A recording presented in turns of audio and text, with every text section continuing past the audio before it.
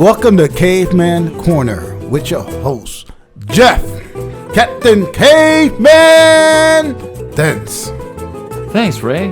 That's pretty good. I like how you're bringing in all this royalty-free music so we can actually play it. Yeah. We're going to get some real music soon, our own music. Yeah.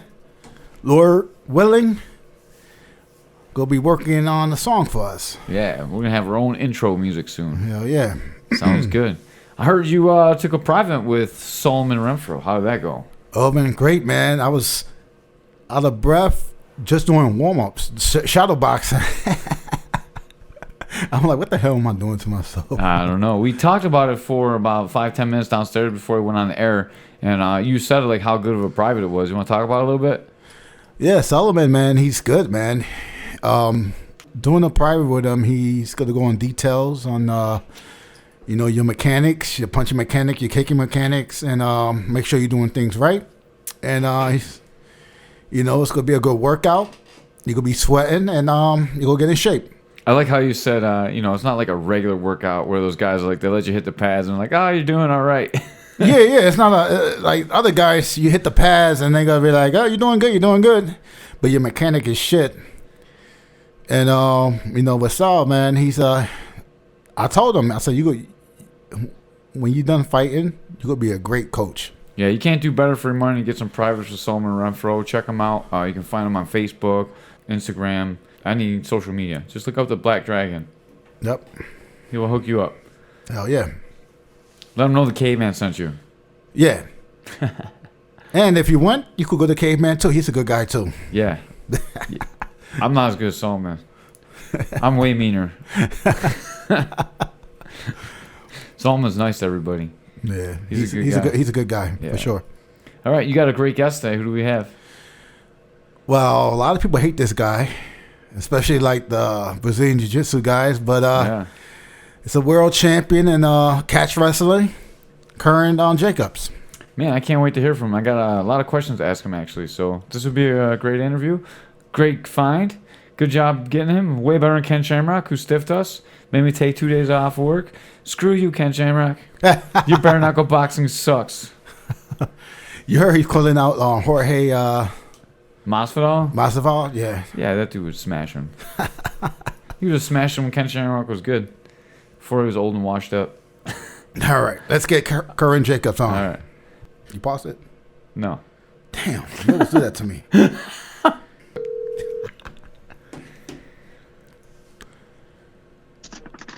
Hello. Hey, what's up, Curran? Jakobs, how you doing? Good. Good, you're on Caveman's Corner. Thanks for coming on. We appreciate having you.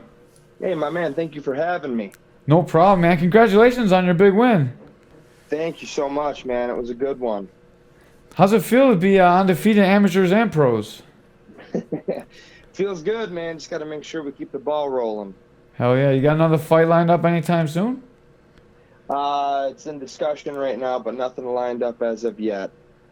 All right. Can you get into a little bit? You're a catch wrestling world champion. Can you explain the difference between catch wrestling and, for our fans are mostly jiu-jitsu guys, so can you explain the difference? Yeah, the difference between catch wrestling and jiu-jitsu is it's really simple, and it just goes back to the wrestling. Catch as catch can was the most popular sport at the turn of the century. And that's where, my idol Frank Gotch, he was the reigning world champion. And this was before World War I. After World War I, it all changed. It became about entertaining the people, and that's when it turned into what we know today as professional wrestling. In the ring with the ropes and the chairs, and it's a spectacle, it's a show. And then a small group of individuals went on to form what we know as collegiate folk style wrestling with the AAU. And it's because of those people that we have high school wrestling and collegiate wrestling nowadays. But there's a lot of drilling. It's basically wrestling. You don't see anyone on their butts. You don't see anyone pulling guard. It's a very aggressive, dominant style of submission grappling. And from my experience, BJJ is way more relaxed. It's it's they're very good off their backs. They're very good with their sweeps, with highly skilled with leverage. But I believe it's you get all the best and more with catch as catch can. So Can that is you my can that's you my word. I'm sorry, can you pin and catch as catch can? You can, yep. There's a pin. You win by pin or submission, and I think that's why like everyone's like, oh, go check out ADCC, and that's sweet and all, but I think it's way more interesting when the guy is unable to lay on his back and play footsies, and you really have that threat of being pinned. It makes the match way more dynamic and exciting, man. I'm telling you. Really makes you be able to establish control too. I mean, you wrestle for Michigan, so you obviously know that wrestling's a big part of MMA and jiu-jitsu, but what is a pin actually like in catch as catch can? Is it like freestyle or folk style wrestling where your shoulders just touching your pin, or do you need to hold them down like judo? Yep, you need to hold them down with both their back firmly planted on the mat. If one shoulder is up, it doesn't count. Both shoulders need to be firmly planted, just like in college. And it's a 3-second pin. And I know in England it's a 1-second pin. So there are variations on how many seconds the pin is, but from my knowledge, it never goes past a 3 count. Man, that's awesome. I like that. That's very much back to your basics. How was it wrestling for Michigan? It was actually Michigan State. I had a visit opportunity to U of M and never came through for some reason. And I visited Michigan State's campus, fell in love with it. The team was great. It was good, man. During that time, I look back and I'm like, how did my younger version of myself survive those 5 years? It was really nuts with class schedule and then competition and training schedule on top of that. I swear I don't remember how I had time to do my homework or any of that. Were you already doing submissions then? Was it hard for you? Man, so a lot of people don't know this. A lot of people don't know this. I've been working my submissions since I've been 18, because that was one of the original reasons why I went to Michigan State. Rashad Evans was fresh off of his Tough 2 championship. He was kind of helping the Michigan State wrestling team out at that time. So he was a huge idol and inspiration. And I was like, you know what, I'm going to wrestle where he wrestled and where he, went through his grind. And, I want to kind of follow in his footsteps. But then I caught the theater bug in college, and I was like, oh, man, Hollywood might be calling my name. You got the looks. So it was tough, man. It was tough. But for some reason, I never stopped training in, with Brazilian Jiu-Jitsu, MMA. I trained all through all those years. And, now I feel like I'm in my prime. I'm a late bloomer. As far as like mental strength is concerned, went through a lot of failures, and then throughout those failures and all those experiences, I found an ingredient that seems to be working very well for me. Now, you got a lot of hate. I see it on Facebook with the Brazilian Jiu-Jitsu guys. You want to talk about that?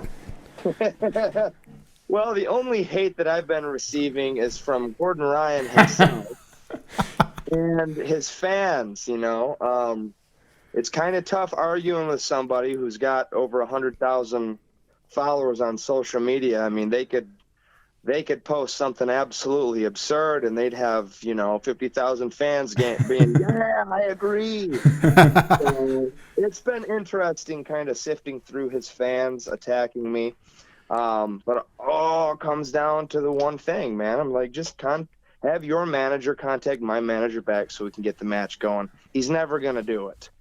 He'll take on Bo Nickel, because he knows that Bo, I mean, I've been doing submissions, when Bo was in middle school, I think. So, I mean, he 6th grade or something. I was a little younger than I am, but, I've been doing these submissions a long time and have found the recipe, to not make the mistakes that most wrestlers make. But going back to your question, You know, I get a lot of hate every day, and you know, it's just telling me, that's just letting me know that I'm doing something right. I'm doing things that a lot of people, you know, wish that they were doing, or wanting to just wish me absolute chaos and destruction and 0%.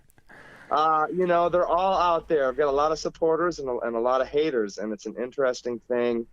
You know, you just can't let that bother you. Do you think it has something to do with your style? I've been training in martial arts for since 1995. Really, I've gone through when we did catches can wrestling, then we got into real jiu-jitsu. I'm a black belt in jiu-jitsu now, and I train MMA. But for a really long time, there's always been like a back and forth, and then all the catch wrestlers are always like relegated into a corner, and no one really likes them. But they're always these mean, super tough people. Do you think it has something to do with the style as opposed to like your personality? Like people just don't like to deal with it because it's uncomfortable and mean and it hurts. Yeah. Hey, you know, believe it or not, yeah, I talked a little bit some months back, and created an unnecessary kind of rivalry between Brazilian Jiu-Jitsu and catch wrestling. But really, my only aim was Gordon Ryan. You know, he's a loudmouth. It's obvious he's very, very accomplished and talented, but can't stand that dude's character. So that is where that whole launch from me personally came. But I got to tell you, I'm not going to name their names. I got a lot of catch wrestling friends who are straight up assholes about it. They're like, BJJ sucks, you know? And I'm like, bro, that's not true. That, you know, that is not true. I actually have the utmost respect for Brazilian Jiu-Jitsu. It's just, you know, my style is catch wrestling. I am a wrestler. I am not comfortable on my back. I don't like being there. I like being in dominant positioning. And I think that is something that, you know, a lot of high-level BJJ guys out there who really study catch wrestling and understand it, see the threats that come from it, because it's not, you know, it's not a style that they're used to, especially when you have a high-level wrestler who knows how to utilize catch wrestling, knows how to stay in good position, knows how to avoid the slick submissions that, you know, Danaher Death Squad and all these high-level BJJ guys are pulling off. If you understand the fundamentals and understand how to just defend against them and impose your own devastating submission attacks, yeah, it's posing a problem for anybody. If you and Gordon Ryan actually ever do end up competing in a match, how do you think it would go? Biggest thing for me is I would just have to control my emotions. I sincerely do not like him.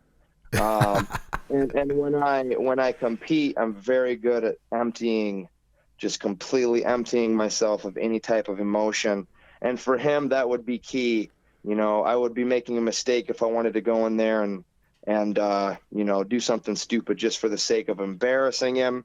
I would just have to, if I stuck with my game and went in there relaxed the way I usually do, I would wear that dude right out. I've seen some of your matches. Are almost all your matches in the ring? Most of the stuff I found on YouTube was all in rings. Is that where you generally compete in? Like boxing rings? No, believe it or not, that was the first time that I had wrestled in a submission style match in a ring. Was in New Jersey. All my previous catch wrestling matches took place on mats. Wrestling mats. Normal wrestling mats. Oh, that's awesome. Yeah. So, but that definitely was different. They could cut me off. It was a little tougher. It was tougher. I would prefer just regular mats. Those ropes, you know, being in there with those big bears. I mean, they power into you, get you up against those ropes. I was launched a few times. That's awesome. Do you think you'd be able to deal with Gordon's submission and sweep games?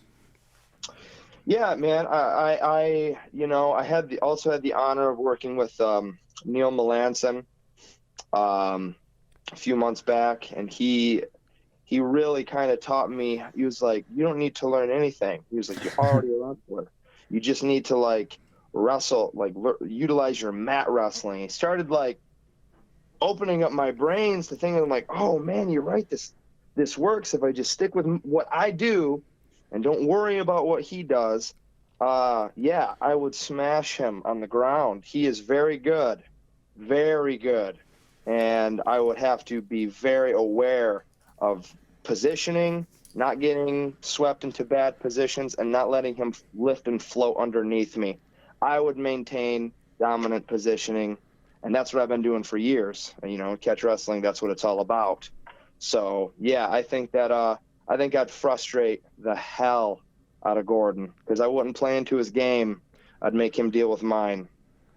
I like how he's really implemented his takedown game too. I'd be pretty interested in seeing you guys two match up actually. Yeah, it'd be fun. It'd be fun. And, you know, I private messaged him, you know, even in the midst of all his trash talking, he won't check his messages. You know, he sent me a screenshot of a conversation between him and Chael Sonnen. And the dummy posted it online, had Chael's number exposed. I texted Chael, it's like, you might want to control your boy here. He's throwing your number out to fanboys.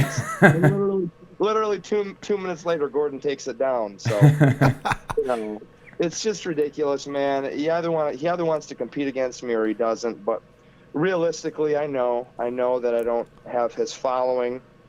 I've never competed in the ADCC. You know, I'm realistic about, you know, not being the best option for him in his career right now. I could only do damage. There's nothing good that could come from him other than having the bragging rights to say that his style is the best and that catch wrestling sucks. And that's something that I'm more than happy and willing to wager. Do you think you ever are going to do ADCC? I seen last year, like 2018, they were talking about you entering the ADCC. Yeah. I since then, after I won the tournament and the title in New Jersey, I was like, man, I really want to direct this to MMA. And I know Gordon Ryan was talking about MMA. It was really hot on his tongue for a while there, and that's kind of fizzled out. You know, my guess is he has discovered he doesn't like getting hit. You know, or you know, you can't fight off on your butt the entire time in MMA. But yeah, you know, he's putting in work. His brother's putting in work. They've definitely been working their wrestling because they understand how important that is. But you know, as far as ADCC, man, it's hard. It's hard for me. Like, everyone treats ADC like it's king and it's the best, but nobody mentions why don't they drug test? Why isn't that fair? Why is that the only organization that will literally support steroid abusers? Because they want super jack guys in there? Yeah, it makes no sense. Well, everyone looks good there, that's why. I mean... Yeah, everyone looks obviously juiced out of their mind. And I'm like, what, is this a juice fest? I'm confused here, you know? And I know little kids who look up to those guys, and they're like... I actually heard a family arguing over... This was just last week. I heard them arguing over whether or not they'd let their kids take steroids in high school. Oh, wow. And I couldn't believe my ears. And then ADCC was brought up. It was like, oh, you know, I mean, look at those guys. Look at Gordon Ryan. He's absolutely stacked, jacked now. Nobody can budge him. He's an animal. Stick the needle in your ass. You know, I'm like, no, keep it clean. Keep it clean. And then you got John Danaher, you know, trying to hope that everyone's ignorant and stupid and saying Gordon Ryan has changed his diet and he's done all these things, you know, and I'm like, no, he hasn't. He's cheated. He's cheated his physique. It's obvious, and people who, you know, don't want to believe that are obviously in denial. Well, I give Gordon Ryan credit for this. He's always competing. He's doing tournaments all over the world. He's really exposed himself to taking a loss. So maybe you guys can actually get together if you can get in the same tournament somewhere. I'm trying, brother. I'm trying. He's got all the information he needs. You know, and as much as I'm a pain in his ass, you know, because I am relentless, and I told him that a year ago. I was like, you talked to the wrong dude. You obviously have no idea that you know, when I set my sights on someone, that's it. I'm very patient. So he, you know, we had some back and forth. Well, like I said, what he's accomplished, yeah, no one can take away. And since they're all doing roids in the ADCC, you really can't use that. You really can't use that. So yeah, he is the best at what he does. I'm the best at what I do, and yeah, it would make for one hell of a match. I think so too, and I think that sooner or later this is going to happen. I think you just need to put the needle in your butt and get into some of these tournaments with these giant guys. Oh man, you know what? I go back to what Dan Gable said about the Russians back in the '70s. Dan Gable, of course, you guys heard of that legend? Oh yeah, of course. Iowa wrestling, baby, all day. Absolutely. Okay, cool, awesome. Yeah, Gable said about the Russians taking steroids. They're obviously have a mental weakness to where they need to make up for it by sticking those things in their skin and their blood and making them jacked. I will find that weakness and I'll expose it in their mind because, once the mind goes, that's it. And that's what I would work. I would really work Gordon's mental toughness and see just how far he's willing to go. Take him to severe deep waters. That's exactly what would happen. It'd be a mental testament. He'd be tough as nails. It'd be fun. It'd be entertaining, man. We'd be all over the mat. Telling you. But yeah, you're right. Someone else. I've had a lot of people reach out to me about ADCC, but right now, I'm just eyeing MMA. I'm seeing what guys like Khabib Nurmagomedov are doing. And I'm like, man, I can do that. I can do that. So instead of just, sitting over here being like, oh, I think I can, I'm like, damn it, I'm going to do it. Well, to be honest, give it a try. There's going to be way more money for you in MMA than there ever would be in submission grappling, even if you're on, you got to be on the highest levels to make at least a little bit of money. MMA, you can, use your name and make some cash for yourself. I do think if you do go to ADCC and you make a name for yourself, he's going to be forced to fight you, though. If you go over there and win ADCC, he's going to have to compete against you. Yeah, definitely. That would leave him no excuses, But right now, the eye on the prize is to rise in MMA. But I'm not ruling ADCC out in the near future. I'm not ruling it out at all. Awesome. Let's swing over to MMA. Have you ever trained Randy Couture, and what do you think about his catch wrestling? Okay. I have never actually got on the mat with Randy in all the years I've known him. I've worked out with him, but he has never gave me the natural grind. But that dude, like just knowing him and having conversations with him and working out with him and seeing the place, he goes in this place mentally. And I first experienced it back in 2014, and it was really bizarre. Like he goes into this, you see his face change, and he goes into this place, and he just does not stop. The guy's a horse, and I'm like, oh my God. I was like, that's what's so unnatural about this guy. It's his mind. He can just go to a place, and and when he's there, you got to kill the guy or knock him out cold in order to beat him. So that was something that I've taken from him. As a catch wrestler, yeah, he's very knowledgeable. He's a very dangerous human being. But the nicest guy ever, confuses the shit out of him. He's so nice, man. He's so kind, and like the last person ever that would start anything. Insanely humble. Yeah, man, he's taught me a lot. I've been very fortunate to have known him. He's one of the first guys that really pushed catch can wrestling, and I had a lot of respect for him. And he's obviously a really great wrestler, UFC champion, and I don't know, he's kind of like the flag bearer for your style, Yeah, absolutely, man. And he's one of the biggest inspirations. If it wasn't for him, like literally, I would have never discovered catch wrestling. I'm serious. He invited me to that dinner that one night that changed it all. I met with him and Mike Chapman, who's a longtime friend of mine now, who's just a wrestling enthusiast. His book is phenomenal, by the way. If you guys can pick up his book, pick up Mike Chapman's Wrestling Tough book. That's a phenomenal book. Yes, he's just so passionate. So passionate, man. Yeah, it is a phenomenal book. But yeah, if it wasn't for Randy and Mike Chapman, telling me the legends of Frank Gotch and, Farmer Burns, I would have never taken it up and trained so hard in it. Did you hear about his heart attack? Yeah, unfortunately, I looked down at my phone and TMZ, like a TMZ story popped up, and in bold letters it said Randy Couture heart attack. Did you hear the story behind it? Yes, I did. How Man. he tried to roll it out? Yeah, can you believe that? Yeah, Dave Glazer said he was in the gym and he gets out a roll and tries to roll it out. He's like, oh man, I'm just gonna roll it, and then he walks to the hospital. Yeah. I don't know how many people have heart attacks and then they're like, oh, I'm just gonna walk over to the hospital here. Let me address the story for my fans real quick that haven't listened to it, that are listening.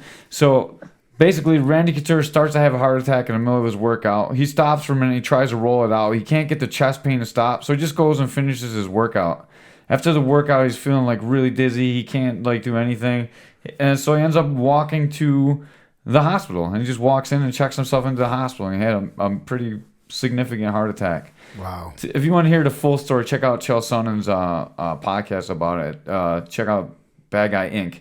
And you can listen to it there. It's a really good description of it, but it was such an amazing story. Yeah, phenomenal. We're just glad he's good, man. He's good now. He's back to doing his thing. So we're thankful because that scared us. All right, now we got to get into the next MMA guy who's not as friendly with you. What do you think about... Go ahead, Ray. You wanted to ask the question. Oh, Josh Barnett? Yeah, Josh Barnett. So check this out, man. Josh Barnett and I literally squashed the beef. Damn, I saw the picture of you guys smiling together with the belt. What was that? What happened? Can you explain to the fans what happened, and then explain to me how you squashed it? Listen, man, I'm an actor. I've got a master's in acting. So I watch and I learn closely who rose in MMA and why. And two people that I really looked up to, Chael Sonnen, Conor McGregor, those guys, I was like, okay, this beef between Josh and I, it was real. And I went to YouTube, made a call-out video, and kind of blew up. And over a few years, it was just nasty back and forth between Josh and I. And I talked some major crap. I really did. And I flew out there, it was 8 or 9 months ago, to train with him and his team. And, after the tournament, after I won the championship, I went back and I was like, hey, listen, man, I held up my hand. He shook my hand. I said, nothing but respect from here on out. I'd really love to work with you. You can mentor me, whatever it takes to take catch wrestling to the next level. And he was like, that's all I've ever wanted, man. And we took that photo. Well, 9 months ago, I fly out there, had a fantastic training session with him. He welcomed me and showed me nothing but respect, showed me a lot of cool shit, that I'm now, implementing into my stand-up. We wrestled, and at the end of the week, because it was a week of training, he was like, man, you're welcome back anytime. And so hopefully I can get him cornering me in one of my fights. That'd be fantastic. But that beef was hot and heated for 3-4 years, I think. Yeah, it was bad, man. It was bad. I remember reading about it. This is how I heard about you the first time, is just from that Josh Barnett thing. And I didn't realize that you squashed the beef. When I went through Facebook, I was doing a little pre-show. I definitely saw you guys smiling together. I figured maybe you guys squashed it. And then I was like, maybe it was just a big show in the first place. See, and a lot of people are thinking that, and that is just hilarious. They're like, oh, are you two professional wrestlers putting on your own little spectacle there? No, absolutely not. It wasn't. And there are a few friends of his that I'm still not on good terms with, and we just accept that. There are some promoters in catch wrestling that I have nothing to do with. There's just a lot of politics involved that I want no part of. I just want to teach catch wrestling, prove how effective catch wrestling is, and that's it. I'm done with the bickering and the online back and forth.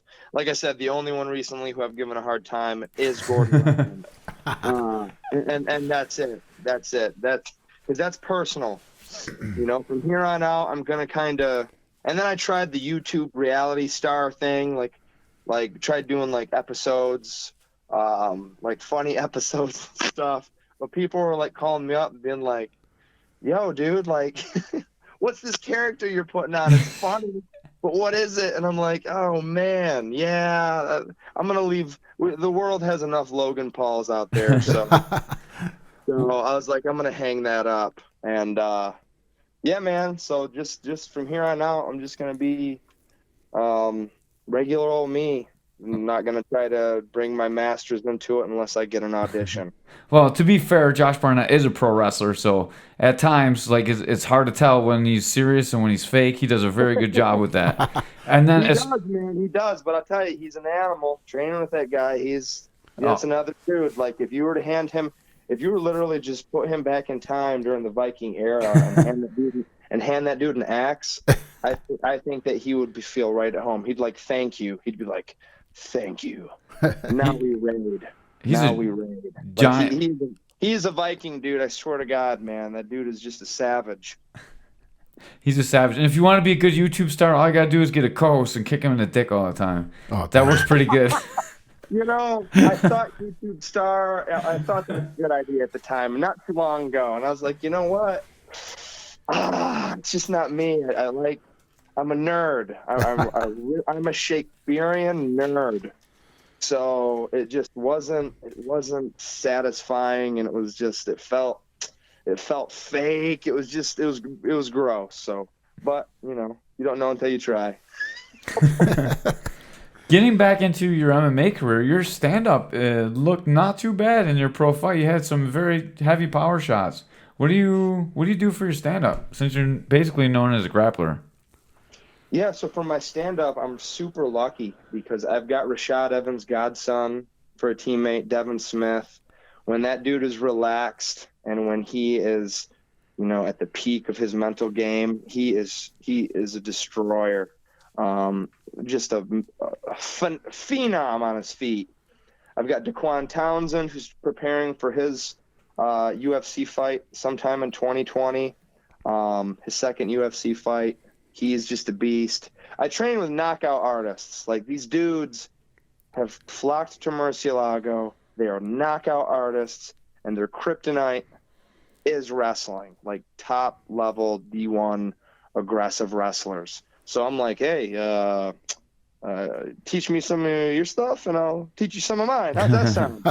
And it's been a great balance, man, because, I've been sent to the hospital a few times. They make me pay for my mistakes. And it's been, you either learn real quick or keep getting sent to the ER. So I was like, I'm going to listen.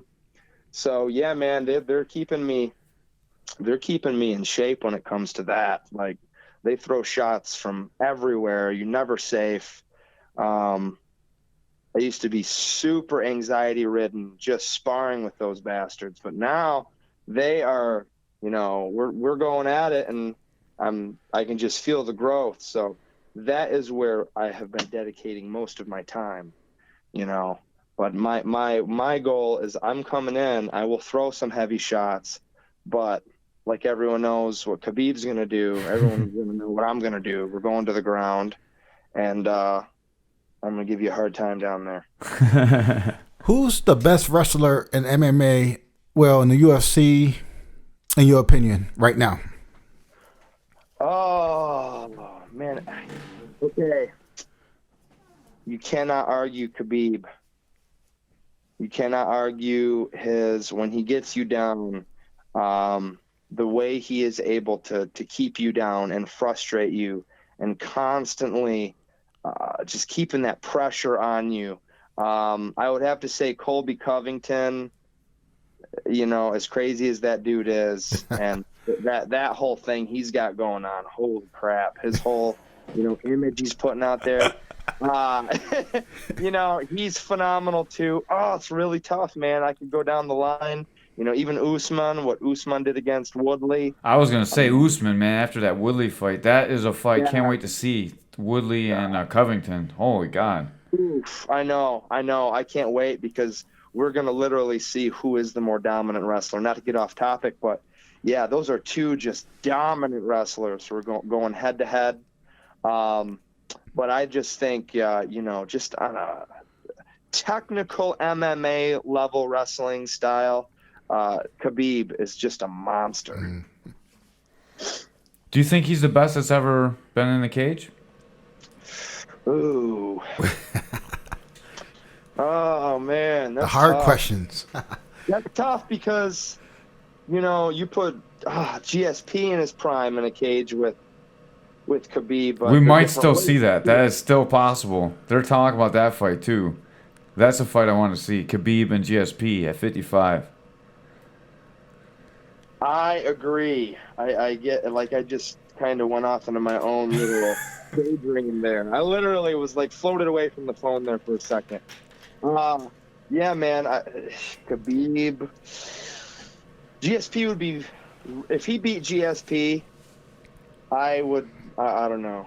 Yeah, he'd be solidified as the greatest of all time. But is GSP in his prime?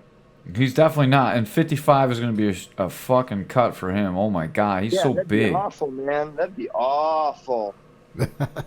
Change the game if you put it at 170, but I think even that'd be a cut for. Yeah, 65. They can make the weight class start with them too. 165. Yeah, there you go. Absolutely. Perfect weight. Absolutely. Speaking of weight, you're a wrestler. What do you think about weight cutting in MMA? So I don't cut a lot of weight to make 185. I think people that, cut a ton of weight to get a weight advantage over their opponents, I think that's a mindset. I really do. Now, if you had asked me this before I took on 3 monsters in one night, I'd have a different, entirely different opinion on it, But after that, it opened. I was like, wow. Wow, if I can last in there for that long with those heavy dudes, then I don't care if somebody has 20 pounds on me when we fight. It's a mindset, and that's it. That's it. So you break them, the body's going to follow. It doesn't matter if they're 20 pounds heavier than you or 30. But, a lot of people, for that extra boost of confidence that they need to win, they need to know that they're a little heavier than their guy that they're going to fight. So they kill themselves leading up to weigh-ins. And I'm like, you can do that. Hey, that's your freedom. I'm not.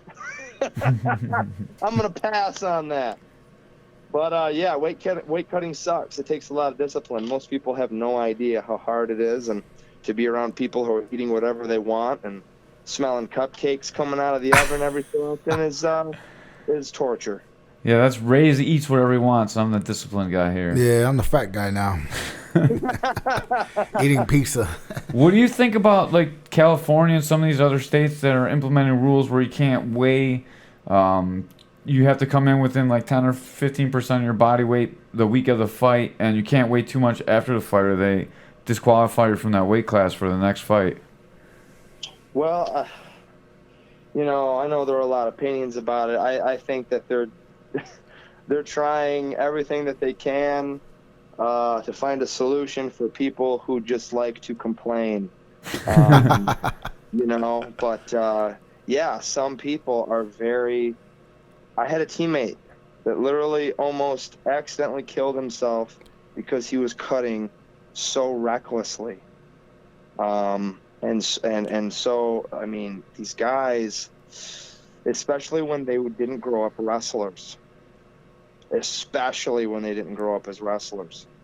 think that they've got to starve themselves and they've got to do all this other crazy stuff with saunas and I can see where it can be dangerous. So, these people trying to make these rules are also trying to look out for the athletes, but I don't know what the answer is, man. I just say, hey, cut down to where you feel good, where you feel healthy. Don't try to kill yourself cutting 40 pounds. It's ridiculous, but that's my opinion. Yeah, and that's where wrestlers got the advantage right there with the weight cutting. That's a big advantage. Yeah. Yeah, man. They've been doing this since they were like 8 years old. Yeah, I cut 14 pounds in a week, and I felt absolutely fantastic during weigh-ins. I cut 23 in a night, and I felt like shit. I cut for my first fight. I cut 17. Yeah, in like 12 hours. Oh, brother, no. My first fight, I cut 17 pounds. No one cares about your 17. Listen, I felt like shit. 17 pounds in one night, you're saying? No, he cut 17 pounds a whole camp, right? No, that one night. One night? The night before the weigh-in. Damn, that's pretty good, dude. And how did you feel the next day, my man? Like shit. I did 23 and I had to wrestle that day. I did it for wrestling. I cut 23 pounds. I had to wrestle in the tournament. That was the worst first match I ever had. Oh, man. I thought I was gonna die like twice. Yeah, I know, man. A lot of people kill themselves cutting weight. I'm like, I didn't even know the score when I won. I didn't even know I won. I thought I lost. I was so confused. I didn't know what was going on, dude. that's funny. Oh, shit. Yeah. All right, man. I thank you for coming on. We really appreciate your time. You got any plugs? I got any what? Any plugs? You want to shout out? Like stuff you're trying to sell or sponsors or anything like that? Oh, thanks, man. I got some stuff coming up, but yeah, if you want to check out the Giant Slayer gear, it's on rangerup.com. It's a veteran-owned company. They got some badass gear and apparel, but my brand, the Giant Slayer, is on Ranger Up, and you can get 10% off by just plugging in my name. Thank you for the plug opportunity, my friend. Sorry, No. Yeah, we always do this. It's when they give you guys a little plug, for you can say what you got to say. I know you got stuff to sell. Or Yeah, we're always trying to sell our stuff, so we don't mind plugging your stuff too. Make sure you send a link to Ray, and I'll actually, when I post this podcast, I'll put it in a link in the description, so then they can click right on it and go right to it from the description. So if you're listening to this, make sure you like and subscribe, and then click down and go buy something from the Giant Slayer. Hell yeah! Thank you so much. That sounds like a plan there. All right, man. Thank you so much for your time. We appreciate it. We appreciate all the shit talking about Gordon Ryan. Someday we'll get him on here. Maybe we can get you both on here, and you guys can talk some shit to each other, and we'll set something up for you. Yeah, that sounds fantastic, my friend. Any added pressure on that guy would be fantastic. I got him as a friend on Facebook, so I'll definitely tag him. To be honest, I actually have his DVD set though, and I have Danaher's DVD set too. So. That's messed up. That's messed up. It's all good, man. Hey, at the end of the day, all I want to do is compete with the guy, and I'm not interested in talking the trash anymore online. I really just want to get on the mat and go, yeah! Get some sound effect that you can take and use that. That's exactly what would happen. Awesome. You gotta get some Catch Wrestling DVDs, and I'll buy those too. That could be very possible here in the near future. You got a few YouTube videos, I believe. I know you posted it on Facebook. It was a nice video of a takedown. So Yeah, it's a weird thing because I don't like it's. Do I want to share what's working for me and successful right now? So, people can watch that and kind of do their homework. It's a weird thing. Don't do it for free. Charge $100 for it. Yeah, $100 a DVD. Yeah, that doesn't sound bad, my friend. You get this entrepreneur mind going. Like back in the early '90s, they used to sell videos. Danaher's like $250, not $100. It's so cheap. Yeah. I'm sure it is. That guy. He's a favorite, dude. He's like a professor. I love listening to him talk. It's so monotone. Yeah, it's perfect. He's well respected, man. Which is why I'm just shocked that he lets Gordon and Gary act like, absolute fools sometimes. He just seems like a very Miyagi type of guy, but who knows? He could be a big John LaRusso behind the scenes. Really, Mr. Miyagi was a bad guy if you watch YouTube. So Mr. Miyagi's a bad guy. I know, I love it. All right, man. Thank you guys so much for having me. It was a blast talking to you. Thanks, man. Have a great one. You too. Bye-bye. Bye. Yeah, we had him on here. The dog didn't even fuck it up. I had to, right in the middle of the podcast when he was talking about wrestling, the one part I really, really, really want to hear about, I had to move the dog because he's like about to pull the plug out on the whole podcast thing. Everything almost went down for a second. Yeah, you came in. Your dog's a troublemaker. He is. Sometimes he comes in here and he just poops right in the middle of our podcast. He's sick of us. Yeah. As shitty as our podcast. He hate us. Yeah. Well, he talked. He really wants to compete against Gordon Ryan. Yeah, let's tag Ryan in here, and I would like to see them go at it. What would be the rule set? We should have asked. Oh damn, could have asked him about the rule set he likes. He was talking that he would do the ADCC rule set. That's what he said in all the shit talk. Oh, okay. So, Okay. like, I mean, they talk about this for a while. Okay, so that rule they must have a good rule set there. Then. Yeah. I don't know. It's weird. Emil said he doesn't really want to defend his title against anyone, though. Curran. We should get them two on together, too. Yeah. Yep. Yeah. Tag Emil in this, too. Start some shit. Him and Sean. Have a super match. Yeah, they're all like catch wrestling guys, though. I don't know. It's weird. No, I think he's BJJ. Emil, he trains with... Yeah, he do catch. He train both. He trains both. Yeah, he's definitely into everything, man. It's all grappling, dude. Yeah, At the end of the day. But the end of the day is takedown versus butt scoops or pulling guard. I don't know. The high level jiu-jitsu guys try and get takedowns too. Takedowns are really becoming mainstream in no-gi at least. You know what, Caveman? When you was training in no-gi, that one match you had a beautiful takedown. I was fucking recording the damn thing. And then I lost. I fucking messed up. Lost that shit. It was a beautiful takedown. What was that at? Grappling industry. Oh, man. You had that beautiful takedown. Yeah. I like to take people down. Yeah, it was. Caveman got some great takedowns. Jacobs will be happy for you. Yeah. I can't believe you wrestled with Rashad. I didn't know that. Oh, yeah. I'm not wrestle with Rashad, but works with Rashad. Yep. That's cool. Yep, trained with his godson. Yeah. Yep. I almost name dropped Rashad, but I didn't. I didn't feel like it. It's like, I wrestled with Rashad too. Did you? Yeah, and Trip. Well, not really. He was wrestling. I was just hanging out and training in the room, but like I was there when he was wrestling and Trip before I went to Michigan State. Oh, okay, cool. Yeah. So it was cool. That was a good interview. Yeah. I think you should do Abu Dhabi though. Oh man, Caveman. I was trying to push him like he should do it. I was on UFC Fight Pass the other night. Yeah. And I seen they had I didn't watch it, but I'm probably gonna watch it tonight. Mark Kerr versus Josh Barnett. Yeah? Yep. That was good. I can't believe they squashed their beef too, Josh Barnett. I actually thought that was fake too. I'm glad we actually talked to him about that. I had a question about that. I mean, some people don't like, got beef and then they squash it, I thought you were going to ask that question too. I was like, I pointed right at you. Like, we're not, this is not a video, so it's just audio. And I pointed at Ray. I'm like, go for it. And Ray didn't ask the question. I thought it was another whole nother question. No, I set you up for it because I wanted you to be the bad guy, so I could be the good guy. I'm supposed to be the good guy. Oh, okay. I was like, all right, I'll ask it. Oh man. Yeah, that was good. Hopefully he comes back on. That's another good guest. Thank you for getting him, man. I appreciate that. Oh, no problem. Yeah, you did really good. This is a lot better than Ken Shamrock when he boned us. Fuck Ken Shamrock. All right. I'm so mad about that. I took 2 days off of work to get Ken Shamrock on. We didn't get him. Yeah. Poor Caveman. Yeah. It's all your fault. Yeah, you're the worst producer ever. I'm like,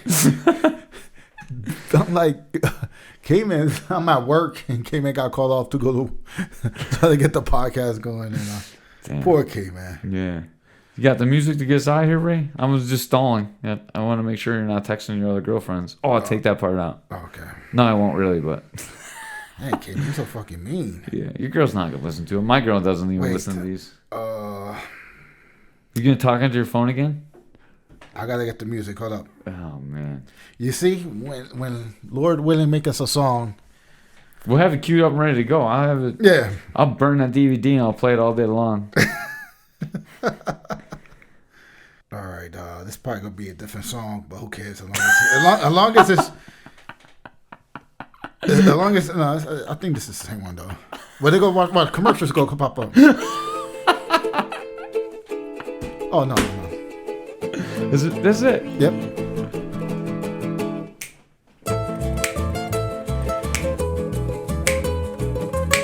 All right, fight fans. We coming from the Caveman Studios. Caveman Corner. We are out of here. From Buffalo, New York. They don't need to know that. From Buffalo, New York. We are out of here. From Las Vegas, not just one. Peace. You guys. Caveman was into it. I do. I like this music. Oh, shit. Sorry if I got in trouble with Sade again. Yeah. She ain't gonna listen. So what? Oh man. So yeah, I'm not gonna say nothing because you got a recording. You ain't gonna get me, man. I'll get you sooner or later again. You'll forget. I'm too smart. 3, 2, 1. Let's go. Well, hold up. It's an ad, of course. Let me. I'll edit that part out. Well, We're already recording, so once it starts, we'll go into it. That's another ad. For dicks. Jesus.